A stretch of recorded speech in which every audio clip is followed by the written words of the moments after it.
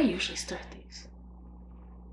Hi, my name is Bri Hill. I am a Black queer poet, activist, workshop facilitator, media communications manager, historian, queer historian, trans non-binary person. My pronouns are they, them. And welcome to video 3 of Blaqueer Joy as part of Joy as Liberation series.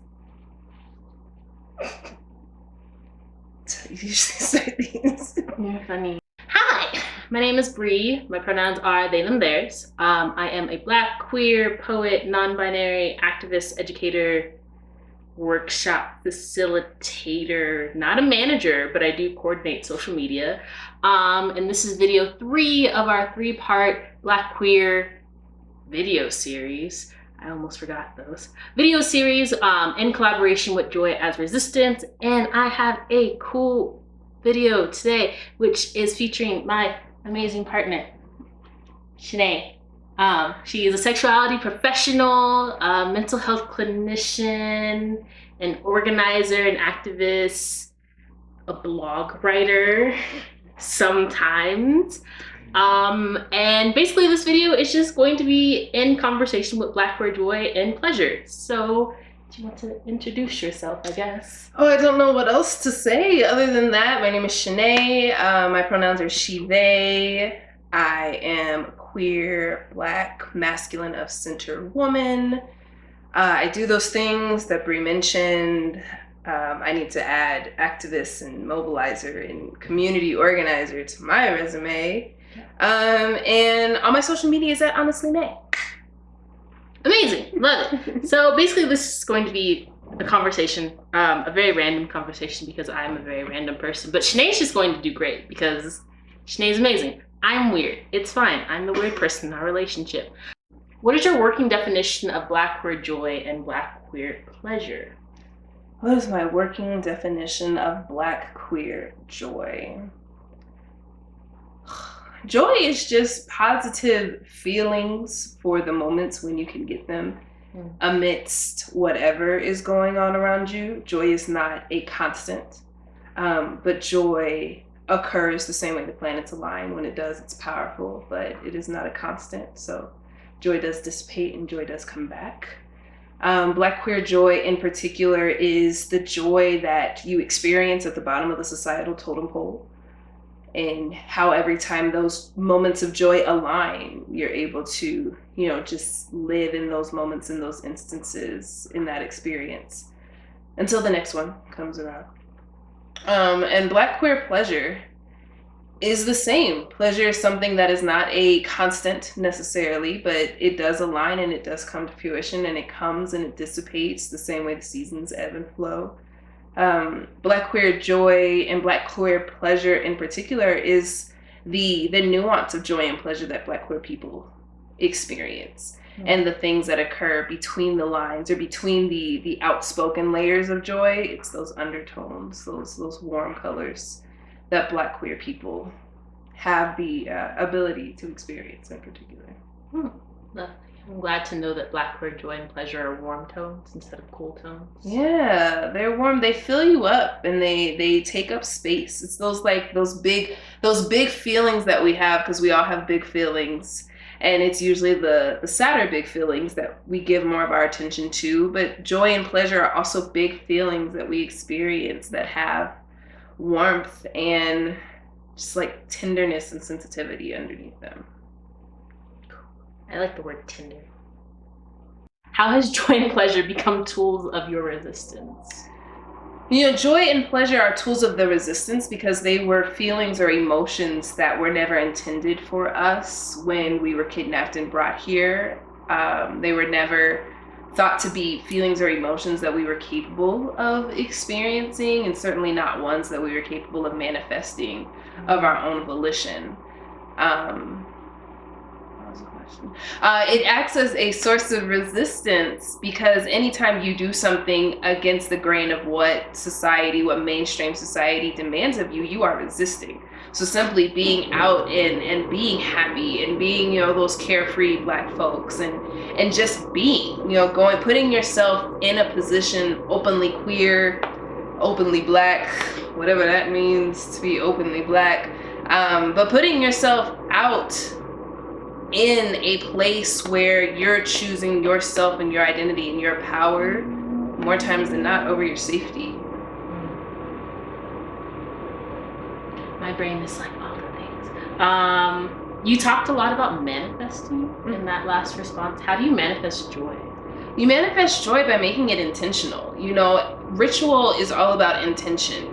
Manifestation comes from intentionally putting energy into the things that bring you joy.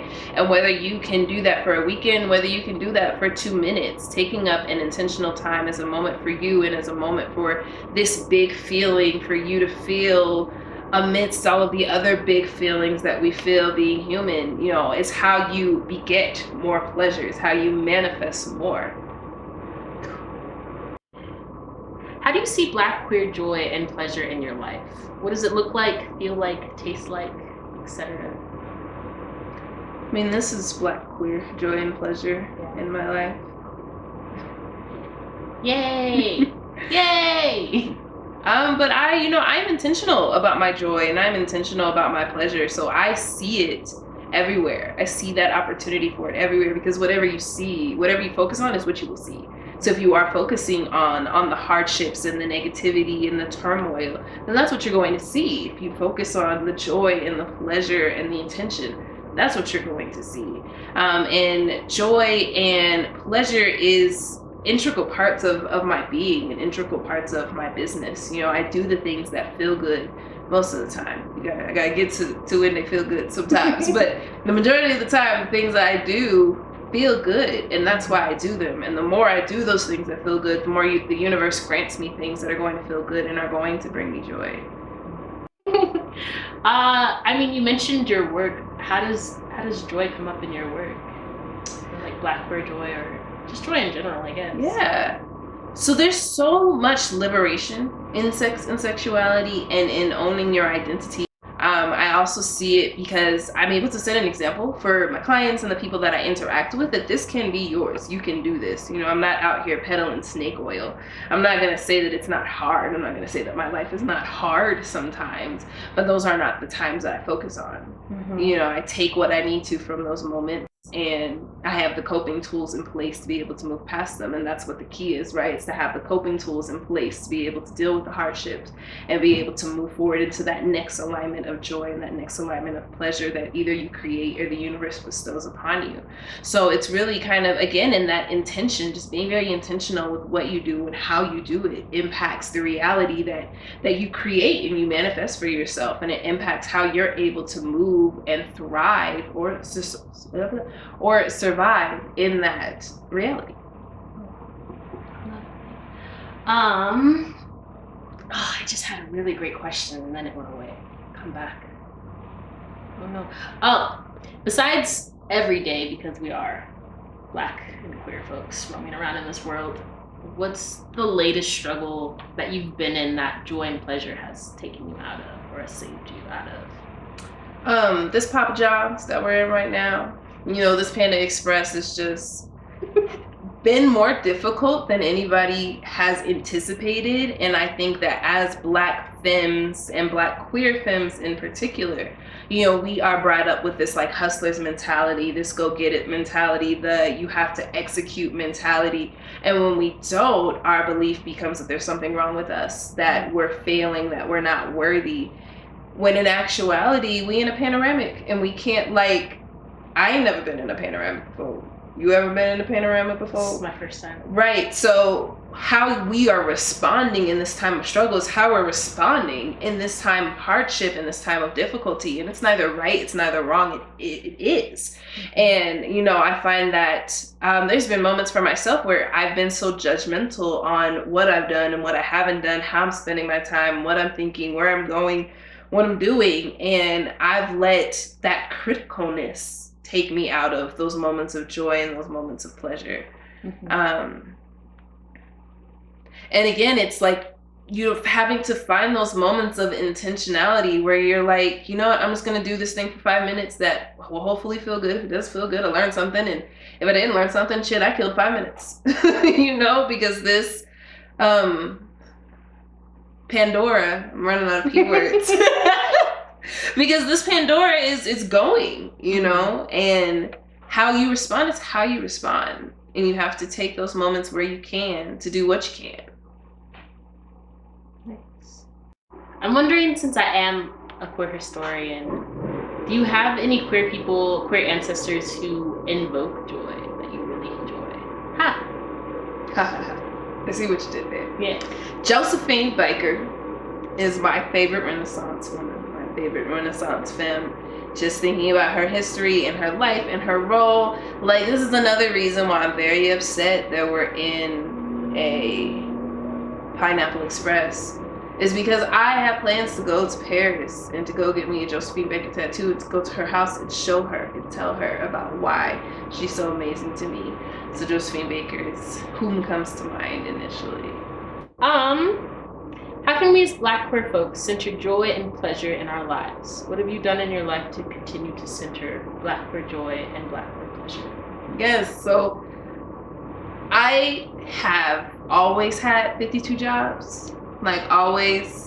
And I always had, you know, this idea of like, okay, I need to get this, and then I need to do this, and then I need to do this. And all these 52 jobs are going to help me get to these things. And what I've learned from that is like, I'm going to be successful regardless. I'm going to be successful of how many plates I have spinning or what I choose to do. But since I'm going to be successful, you know, what's my main priority?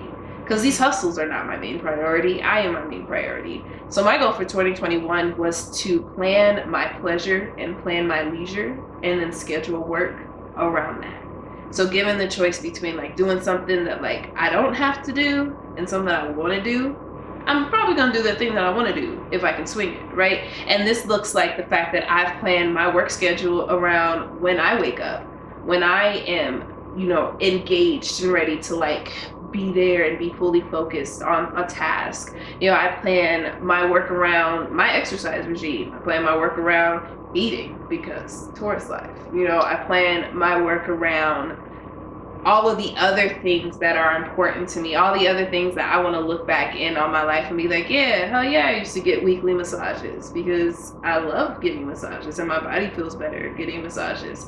And I can't do anything for you at this time because I'm getting my massage because I'm busy. So in planning my leisure, I have found that that's more intentional time for my pleasure and more intentional time for my recharge. And that's manifesting more and more for me. I also feel like the universe is like, oh, look at you with your life together. You drop some more stuff on your plate that I'm like, oh, okay, but it's 2 o'clock and I have it scheduled to take a nap, so I'm going to put these things away. I talk about taking naps a lot. My body won't let me nap.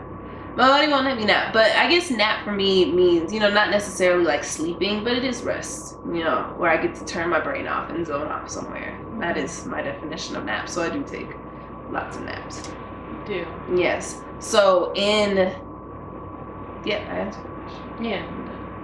I love that you take mental naps and I take physical naps. I want physical naps. I try to take naps, but naps won't take me. Do I have any more questions? Any questions for me? I think one of the things that is important to mention when we have this discussion of pleasure is that pleasure often gets looped in as being something that's thought to be sexual. Mm-hmm. And pleasure can be sexual, but it is not inherently. So there are several non-sexual pleasures that you can engage in, especially, I guess, we talk about like manifesting and being intentional with the pleasures. That can be everything from, you know, making sure, for me, on weekends, I get to eat the foods that I want to eat. Not that I don't eat the foods I want to eat throughout the week, but I get to eat the foods that I want to eat. And that is like a pleasurable experience for me, being able to like sleep in the sheets that I want, have the clothes that I want, are like pleasurable experiences for me. So non-sexual pleasure, I would argue, is more important than sexual pleasure because you have more opportunities to engage in pleasure if you expand your definition to include non-sexual things as well. You could have an entire day full of pleasure. You can even have pleasurable sex that doesn't necessarily have to involve an orgasm. You know, it is possible to engage in sexual pleasure without this culmination that society and literature would like us to believe as orgasm. You can have pleasure, and going into any situation that you have to enter, whether it's sex, whether it's work, whether it's your hang time with pleasurable intention, is again how you are able to stick it to the man and take that active resistance and, you know, take the little pleasures that our ancestors didn't have the opportunities to take.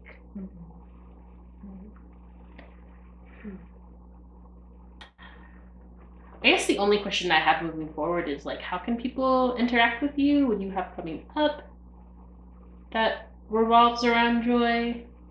The events that I have coming up that revolve around joy are on my Instagram. I will tell you that March is a very busy month. I am doing kink things, I am doing pleasure things, I am doing educational things, and I would love to do some things for you as well if you need. Like Bri mentioned in the beginning, I am a mental health clinician and I have some group therapy that is starting soon. So you can definitely go to honestlynae.com, which is my sexuality education and consultation business, at Honestly Nay on Instagram, and then my therapeutic services, my spell MAI stands for Manifest, Affirm, and Intent, mytherapyservices.com, and at mytherapyservices on Instagram. This Saturday, or if you're watching this in the future, Saturday, February 27th, we're going to be on a panel. I'm going to be moderating for Out Boulder County. We're going to be talking more about Blaqueer Joy. How do people manifest it? Why is it powerful? This, that, and the other. Also on February 28th, the Chrysalis House, which is Shanae's LLC co-op. It's a sex positive collaborative. The Chrysalis House is a community resource center and a sex positive collaborative because community is literally the cure for everything. My co-founder and I, Becky Taha Blue, created the Chrysalis House because chrysalises are the little cocoons that caterpillars go into to become butterflies. And the process is literally the caterpillar turning into goop, and then they emerge with these beautiful wings that they can't even see. So at the Chrysalis House, we like to say you are welcome to turn into goop here, and we will remind you of the wings you have that you may not be able to see in that moment. We have an event coming up called In Our Voices, where we are showcasing LGBTQ, BIPOC folks, and sex workers. So we would love to have you come out. This is our annual fundraiser that we do so that we were able to continue to provide services to the community. And we really love the opportunity to be able to showcase local artists, local BIPOC folks, and local sex workers who are also doing amazing things in the community, and just awesome individuals as well. Very own Artsy Q2 is our live performance, so you should definitely grab a ticket, and you can find those tickets at Honestly Nay and at the Chrysalis House. Lovely. We made it to the end of all of the videos. Well, I'm sad. Now that I'm doing like these interview things, I want to do more. I want to continue this, but if not, go to my Instagram page, ArtsyQ2. I'm doing Blaqueer History Month, so you can get educated on all the things that are happening, all the ancestors you may or may not know. And I'll probably be doing more things in the universe, probably see my face more. But yes, this is the end of video 3 of 3. We finally made it to the end. It's great. It's lovely. I'm really weird at closers. Thanks, y'all. Good night. Bye.